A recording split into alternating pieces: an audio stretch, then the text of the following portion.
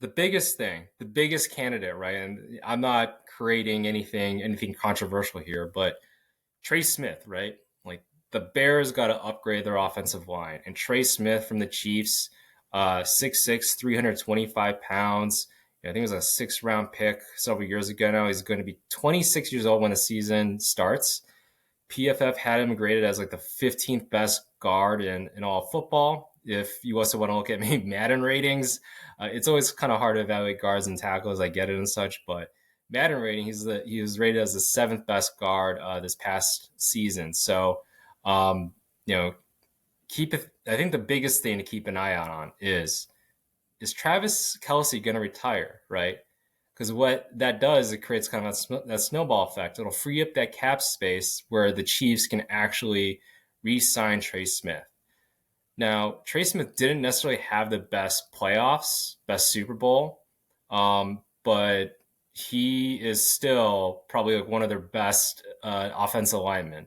They gave some money to Creed Humphrey and such this past offseason, but I'm sure if you ask Patrick Mahomes, like, hey, would you like to keep Trey Smith on your offensive line? He would say yes. Now he grades a little bit better as a run blocker, but still, again, at 6'6", 325, he still is a decent enough pass blocker there in the guard position. So, I think there's a lot that we can talk about with the Chiefs and, Joe Thuney, like he probably had not to be the left tackle, especially against that defensive line of the Eagles. But I definitely think that, if Kelsey does retire this offseason, I think that really sets up for the Chiefs to re-sign Trey Smith. So I'm kind of hoping that Travis Kelsey, coming from all Bears fans, it's like, you know what? How about you just pull off a Tom Brady? How about you just be like, you know what? I don't want to chill with my sugar mama, Taylor Swift, right?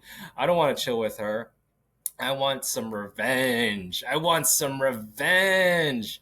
I think a little bit of revenge can do well for you, Travis. So hopefully you're hearing that. But yeah, I think I really hope that Travis Kelsey has that competitive edge towards him. It didn't look like he had that in the Super Bowl. He looked so lethargic, and I talked about in the previous episode, but looked so lethargic. But if he's like, maybe that was just a bad day, maybe he had a flu, he got sick or something like that, ate too much, crab cakes or some bad seafood there over in New Orleans. But if he is the competitor that I think he is, and I hope he still is a little bit, like, I hope he stays, and I hope he takes up some cap space. So the Chiefs are much more obligated to get rid of Trey Smith. Now, there is like talks about restructuring and stuff, but there's a whole lot of things that I think need to happen for the Chiefs, and that really makes it so that the Chiefs, like, keeping Trey Smith is going to be difficult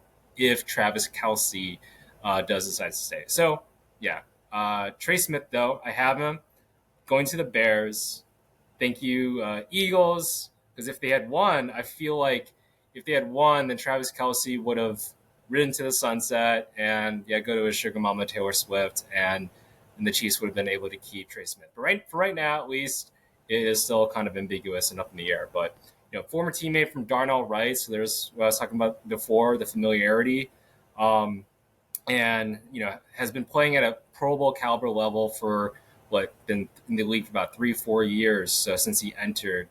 Projected to be about $21 million a year for a 4-year contract is what we're kind of expecting to see here. It's been around $21 and $23 million, somewhere around that range. So, but yeah, the Bears have been talked about as a prime candidate for that. Again, part of it is the familiarity with Darnell Wright. They were both teammates at Tennessee. So the next free agent that I have here is Drew Dahlman from the Falcons. So, center at 6'3", 300 pounds. He's going to be 27 years old when the season starts. PFF actually had him ranked as the 4th overall center this past year. He's not necessarily the best pass blocker. He was 22nd out of 64, but was a top run blocker, number 5 out of 64 there. So, Ben Johnson, he is focused on building the run game that sets up play action, that sets up Caleb Williams to succeed. And that's where Drew Dahlman, I think, will be essential. And there's been talks about maybe hey the Bears ought to be drafting a center. I think the thing with that is okay. If we draft a center, guess what? And we expect him to start. Is that the expectation there? Do we want somebody to sit? I'm very much more for drafting a center maybe in the later rounds just for depth. And that's kind of the whole replacing Ryan Bates thing I was kind of going after. Um, because yeah, honestly, this draft doesn't necessarily have like a standout center, doesn't necessarily have that like a Linderbaum or Creed Humphrey type. Uh, so like I'm very much more for let's sign the top center out here in Drew Dahlman, and then yeah, let's get some depth there. I'll talk about who I would like the Bears to draft uh, it for center as well as guard too. So kind of replacing that Ryan Bates type. The next free agent I have, and keep in mind, I was saying before, the Bears are going to be having a lot of cap space, close to about $80 million there. So, especially after those cuts, Tutu Atwell from the Rams. So, Tutu Atwell, he's projected to make about $4 to $5 million from around that range. So, I think the Bears can get him for maybe a 1 to 3 year deal, somewhere around there. Bears need a speedster. I think that's the one thing. Uh, Roma Dunze he's got good speed, can run good routes. He's a big body. Um, there's some debate on is he better in the slot versus outside. He can do a little bit of both. He's a masterful route runner, so but not necessarily a over the top speedster. Um, that's always where I see Atwell coming in. Same thing with DJ Moore. DJ Moore, a very physical runner and such. Can he blow it off the top on here and there? Sure. But yeah, I think the Bears need somebody just to stretch the field and keep a lot of, keep a safety up top. And, Tutu Atwell, he ran a I think it was like 4.39 at the either combine or pro day that he had there. So, but he did perform fairly well when Puka Nacua and Cooper Kupp were out. So he had 562 yards this past season, no touchdowns, but he's like about 5'9", like a buck 60, somewhere around that range.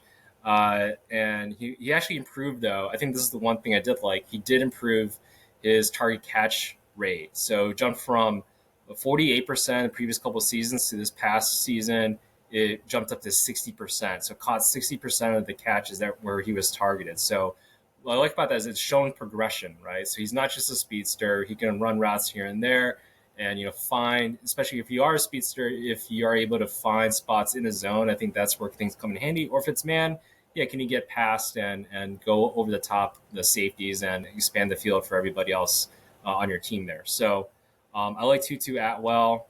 Yeah, you're looking at around $4 or $5 million a year. Yeah, maybe a 1 to 3 year deal, something like that. I think the one thing with regards to a lot of people saying that we ought to be drafting a wideout. You know, I'll talk about this when I talk about the draft, but I very much think that this is a very much deeper offensive line and defensive line draft. And I want to be focusing on the first 3 rounds to be targeting uh, on the offensive line and defensive line.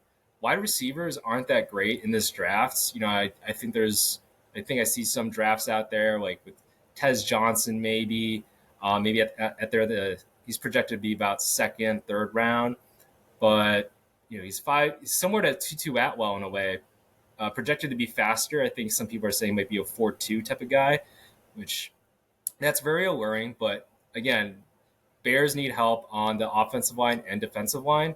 And this year's draft, what is its strength that a lot of people are saying? It's good at the defensive line, tight end, and running back. And I would say it also has some good depth at the guard position. So, and that's where I think the Bears need help on. And I think that's where the Bears ought to be putting the draft capital in the first and through third rounds there. So, edge rusher. This will be the fun one. I would like, and some people have mixed feelings about him, but I think the Bears ought to look into Chase Young. So he's projected to make about $17 million a year. And, I was like, do I really want to get Chase Young for about $17 million a year? Like, that's definitely a hit for sure. But there's a couple of things I like about Chase Young, and hear me out on this. So, especially as we just got rid of Demarcus Walker, he's very much more of that pass rusher, not necessarily a sack artist, but a pass rusher.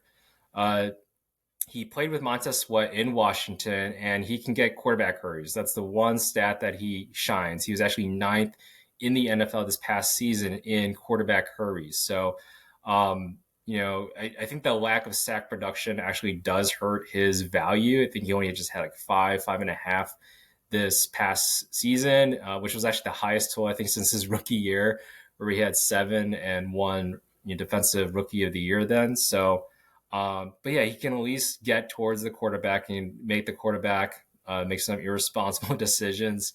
He did play for Dennis Allen too, so part of me thinks like, okay, maybe he wanted to work with a Dennis Allen. Maybe there was also some mutual interest in Dennis Allen wanting to work with Chase Young. Obviously, he's still young, still 25 going on 26, second overall pick, right? Several years back now.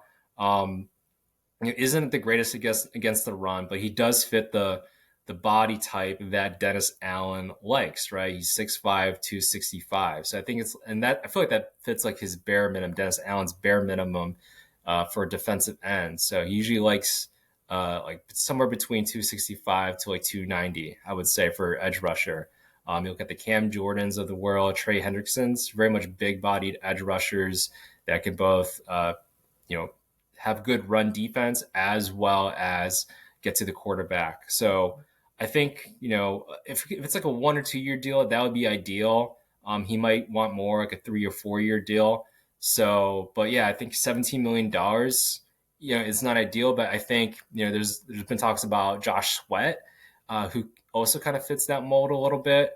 I think there's a couple things there. I think Josh Sweat probably want more. I think he'll probably want closer to $20 million, since he had an excellent Super Bowl performance and does have honestly a better track record than Chase Young in the sack department. So would I love to see two Sweats on the Bears defensive line? Yes, but I think part of it too is like, okay, this Chase Young person, I think he can do the job, and I think we can also address edge rusher in the draft, kind of complement that. And I think that's where I feel like, okay, let's get somebody that can play a couple of years, and then that also gives some opportunity, a couple of years for development on that edge rusher that we draft. And I'll talk about who I want there later. But yeah, Chase Young, about $17 million a year, 1 or 2 year deal there. And then addressing the defensive tackle position. So, I do want to address it in the draft, but I think with the Bears, I was looking at it, Garon Dexter, he's in I think he's taken some steps to be kind of more that three technique. It's like there is that kind of debate on, is Dexter more of a three tech versus more of nose tackle type, and I think he's a little bit of both. But honestly, like he got 5 sacks, did pretty well in terms of getting pressures on the quarterback. So I think that let's see what he can do at the three tech. But Sheldon Rankins a little bit more in that three tech department. I think we can. He actually had played with Dennis Allen. He was drafted by Dennis Allen back in 2016. Now he's at age 31. Had his best years with the Saints. So I think that maybe Rankins now, again, age 31, he's like, hey, that Dennis Allen guy, there's a lot of exciting things happening over there at the Bears. Maybe I sign for a 1 or 2 year deal. I think he's still under contract technically with the Bengals, but from my understanding is that the Bengals, they need to be cutting some players to keep some of the players that they want, or at least maybe what Joe Burrow wants, right? So Sheldon Rankins definitely fits that mold in terms of cut candidates for the Bengals there. He only played 7 games this past season and really didn't do too much. I think he got 1 sack, but my whole thing is that the year before he had a really solid season with the Texans, where he had 6 sacks and 10 quarterback hits. So, I can work with that. I think I can work with that if we get him for like $9 million 1 year deal, kind of a prove it deal. And then, Sheldon Rankins, he gets to work with Dennis Allen, where he had some of his brightest moments with the Saints. So, and then I think the Bears need some of that veteran presence, right? People that have played in the system that either the offensive coordinator or the defensive coordinator similar systems that they played in, and can show the younger guys, some of the things with regards to know about the scheme fit, but then also how to be a professional. And I think, Rankins can help out with that too, for not just Dexter, but the rookie that I'm looking for the Bears to draft, Pickens, and everybody else there. So, and then moving on to tight end, and I'm not going to go for like every single free agent who I think the Bears ought to be getting. I'm going to leave some room, some cap space at the end there, and then also factor in the draft picks and them signing and stuff. But I'm going to leave a little bit of room just to get leave some space for the Bears to essentially pick whoever to fill up more of the roster. So unless you really want to know my thoughts on like the Bears' fifth, sixth wideout or something, so or fifth string tight end. But yeah, tight end, I'm looking at Mo Alley-Cox from the Colts. So I talked about before about Gerald Everett and his lack of production, or his lack of not being as much of a run blocker. When you look at Mo Alley-Cox from the Colts, that's basically what he is in a nutshell. He is very much that. He's like listed at, I think it's 6'5", around 270, like a big tight end. But a lot of people thought it was actually going to be more so of a pass catching, because he played basketball, right? Like that kind of tight end. But he very much has settled more of like as a pretty good run blocker. So I'm looking at a 1-year deal, about 1.9 million according to Sports Track is what he's listed to get. Age 32. He's been around the NFL for about now like close to 10 years, right? So one of the best run blocking tight ends past 5 years about against the run. Again, the run and play action, it's going to be really important to Ben Johnson's offensive scheme, especially with the tight end there. So, I think he's rated in PFF. I think he's consistently gotten, 60 to 70 run blocking grades there. And he's a pretty decent catcher here and there, very much more of, picks his spots, but not necessarily straight line speed, or not necessarily the best route runner either. So, but he can catch the ball, but his primary focus there is blocking. So, kind of in a way like a younger Mercedes Lewis. Like we don't have to keep re-signing Mercedes Lewis until he's 60. So. Mo Alley-Cox again from the Colts, I see that as a pretty good value. Again, that bringing in some veteran presence into the locker room, and I think he fits a scheme for what Ben Johnson's trying to do with the Bears with running the ball at the tight end spot. So there you have it with regards to free agents.